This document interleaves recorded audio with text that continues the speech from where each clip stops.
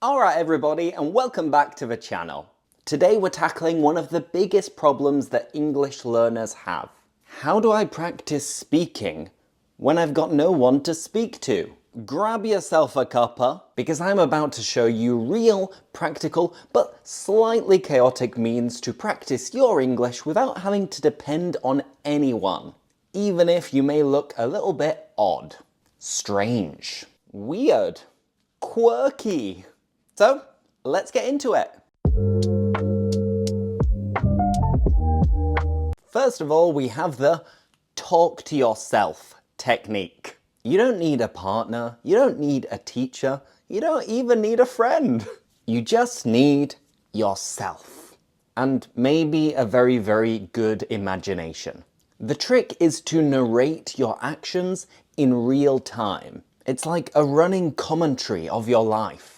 For example, while cooking, you can be narrating the ingredients that you're going to use for a specific dish. You are chopping the onions. You are peeling the potatoes. You are mixing the sauce. You can narrate all of these actions whilst you're actually doing something, whether it's cooking or anything else. When you're cleaning, you could say, okay, I am sweeping the floor. I am mopping the floor. I am wiping the windows. That way you are speaking to yourself and reviewing vocabulary. Even if you're making a decision, you're wondering, okay, should I go out tonight? I'm feeling a bit lazy and, I've got a bit of a hangover. Maybe instead I should just stay on my sofa and watch a new series. Okay, yeah, I think that sounds like a better option. That's what I'm gonna do. And that's usually what I do as well. But why does this work? It forces you to think in English and not translate. It helps you discover the vocabulary that you don't know. You might be narrating, describing something, and then you think, what's that thingamajiggy called? Yeah, that thingy over there. It's a... So then you'll look up the word and start to memorize it and hopefully learn it off by heart. On top of that, it builds fluency without any fear of being judged, because at the end of the day, you're speaking to yourself. So that's the first technique. Simply talk to yourself. Okay, I've got to go. I'm in the middle of something. I'll call you back. Sorry about that. The second tip is the fake phone call trick. And this one is gold if you want to practice speaking to yourself in public without looking a little bit mental. Simply pretend you're on the phone. And nowadays with AirPods, this is easy peasy, lemon squeezy. So either speak to yourself with AirPods in or hold your phone to your ear and start having a chat. Start describing what you can see. Start talking about your plans for the weekend. And if you think people are going to judge you, honestly, nobody cares. Think about the amount of times that I'm holding my phone out in public saying 5 phrasal verbs. I guarantee nobody cares. And that way you can practice speaking whilst you're out, on the move, killing 2 birds with 1 stone. Now, I know it's very, very similar to the first tip, but by pretending you're speaking on the phone, you can also practice lots of little role plays, like ordering food. Hello, yes, I'd like to order 3 pizzas to take away. Yeah, I'll have a pepperoni with extra cheese, I'll have a vegetarian pizza, and I'll also have, decisions. I'll go for a Hawaiian pizza. I'm joking. I'd never get pineapple on pizza, I promise. Or maybe you're in the supermarket and you're walking down the aisles and you pretend you're on the phone saying, okay, yes, what shall I get? Have we run out of coffee? Okay, I'll pick up some coffee, and would you like some milk as well? Okay, perfect. All right, see you soon. Bye-bye. So you get what I mean, right? But why does it work? You practice real-life conversations, role plays, and you train yourself to speak clearly accurately and confidently in public whilst on the move. And there's zero embarrassment because you've got your phone shield. People will just think that you're speaking to someone else on the phone. Does that sound good to you? Awesome, perfect. Let's move on to the next tip. The third one I have to mention is shadowing. Yes, copying how native English speakers speak with the same stress, tone, and emotion. So, to recap, shadowing is basically listen to a native speaker and repeat exactly what they say and how they say it. You could do this at exactly the same time, simultaneously, or wait until they finish and then repeat just after them. Like my other two tips, it might feel silly at first, but it's one of the best ways to improve your fluency, rhythm, and pronunciation. But what should you shadow? Your favorite YouTuber or content creator? A TED Talk speaker? A scene from a TV show? A podcast clip? Or even a song?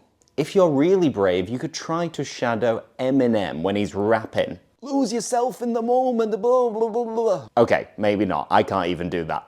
So to start out, what I would suggest is when you're watching or listening to my podcast, you maybe pause it every so often just to try and repeat what I say and how I say it, because the podcast is very slow. I try to pronounce everything very well, and it's a perfect way to speak about different topics and try to improve your pronunciation at the same time with shadowing.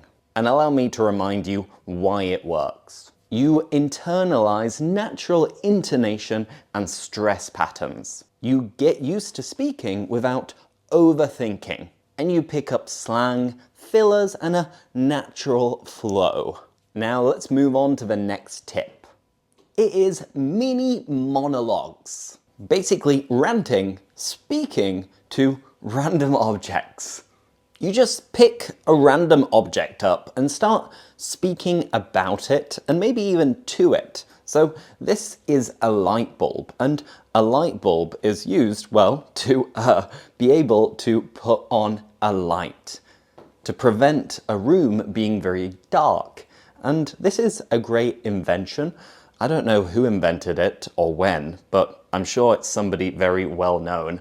And I'm not very good at DIY, so I'm useless when it comes to simple things like turning and changing a light bulb. Honestly, I'm awful at it. It's something I should probably improve. But whenever I have a good idea, ding! You have that light bulb moment when you come up with a great idea. Do you see what I'm doing? I'm just speaking to this light bulb as if it was, you know, a speaking partner or something. But anyway, obviously this one, it doesn't work anymore. So I should probably throw it away, you know? I should put it in the bin and take out the rubbish. I think that'll do for today. And maybe then I can pick another random object and start just ranting, waffling on, and just going on about random stuff, but whilst speaking in English. Of course, I could do the same with anything. I could grab my wallet and start speaking about what's in my wallet. I could speak about my fridge and how empty it is.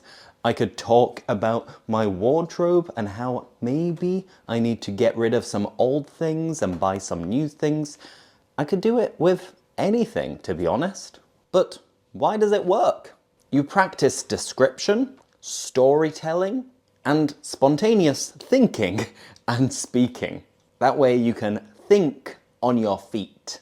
You can come up with ideas in the moment. And once again, like my previous tips, it's a great way which is kind of stress-free of improving your fluency, pronunciation, and your speaking in general. My fifth tip is a little bit scarier. It is record yourself. I know. Nobody likes hearing their own voice.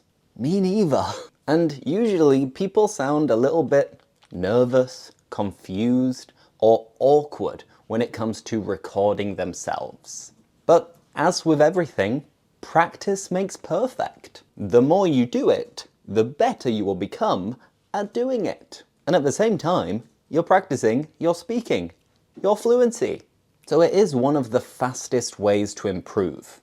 And of course, you can do it and keep all of these videos to yourself, or you could even start posting them. But I know this is not for everybody.